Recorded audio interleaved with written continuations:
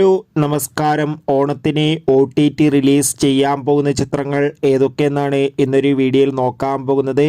ആദ്യമായി അറിയിക്കാൻ പോകുന്നത് ദിലീപ്, ധർമ്മജൻ, ജോണി ആൻ്റണി എന്നൊക്കെ പ്രധാന കഥാപാത്രങ്ങളായ ചിത്രമായിരുന്നു പവി കെയർടേക്കർ. ചിത്രം ഇപ്പോൾ മുതൽ മനോരമ എക്സ് എന്ന OTT പ്ലാറ്റ്ഫോമിലൂടെയും സിംപ്ലി സൗത്ത് എന്ന OTT പ്ലാറ്റ്ഫോമിലൂടെയും OTT റിലീസ് ചെയ്തിരിക്കുകയാണ്.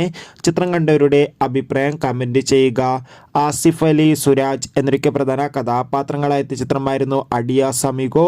ചിത്രത്തിന് ഒരു ആവറേജ് അഭിപ്രായം സ്വന്തമാക്കാൻ വേണ്ടി സാധിച്ചിട്ടുണ്ടായിരുന്നു. ചിത്രം ഇപ്പോൾ മുതൽ നെറ്റ്ഫ്ലിക്സ് എന്ന OTT പ്ലാറ്റ്ഫോമിലൂടെയും സിംപ്ലി സൗത്ത് എന്ന OTT പ്ലാറ്റ്ഫോമിലൂടെയും OTT റിലീസ് ചെയ്തിരിക്കുകയാണ്. അഡിയോസ് അമിഗോ എന്ന ചിത്രം കണ്ടവരുടെ അഭിപ്രായം തീർച്ചയായും കമൻറ്റ് ബോക്സിൽ രേഖപ്പെടുത്താൻ വേണ്ടി ശ്രമിക്കുക.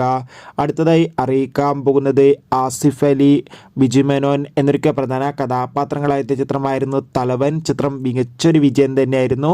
തലവൻ എന്ന ചിത്രം ഈ വരുന്ന സെപ്റ്റംബർ 10 സോണി ലീവ് എന്ന OTT പ്ലാറ്റ്ഫോമിലൂടെ OTT റിലീസ് ചെയ്യുമെന്ന് കൺഫേം ആക്കിയിട്ടുണ്ട്. ചിത്രത്തിൻ്റെ OTT റിലീസിനായി നമുക്ക് കാത്തിരിക്കാം.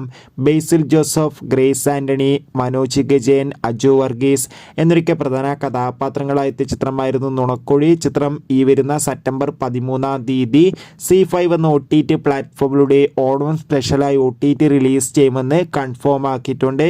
കാത്തിരിക്കാം ചിത്രത്തിൻ്റെ OTT റിലീസിനായി. അടുത്തതായി അറിയിക്കാൻ പോകുന്നത് അമല പോൾ, ആസിഫ് അലി, ഷർഫുദ്ദീൻ എന്നൊക്കെ പ്രധാന കഥാപാത്രങ്ങളായ ചിത്രമായിരുന്നു ലെവൽ ക്രോസ്. ചിത്രം ഉടൻ തന്നെ നമുക്ക് ആമസോൺ പ്രൈം വീഡിയോസ് എന്ന OTT പ്ലാറ്റ്ഫോമിലൂടെ ആസ്വദിക്കാം.